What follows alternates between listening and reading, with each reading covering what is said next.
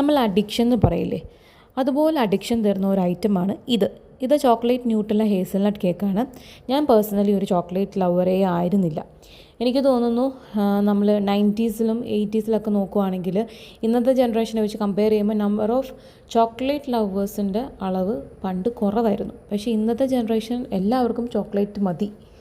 അപ്പം ഞാനിത് യൂഷ്വലി കഴിക്കുന്നത് ഒരു 30 സെക്കൻഡ്സ് മൈക്രോവേവ് ചെയ്തിട്ടാണ് കഴിക്കാറ്.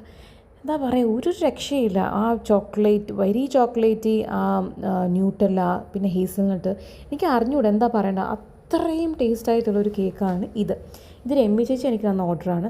രമ്യ ചേച്ചി തന്നെ ഇത് എത്രാമത്തെ തവണയാണ് ഈ സെയിം കേക്ക് എൻ്റെ അടുത്ത് നിന്ന് വാങ്ങിക്കുന്നതെന്ന് എനിക്ക് തന്നെ ഒരു നിശ്ചയമില്ല. അത്രയും തവണ റിപ്പീറ്റഡ് ആയിട്ട് വാങ്ങിച്ചിട്ടുണ്ട്.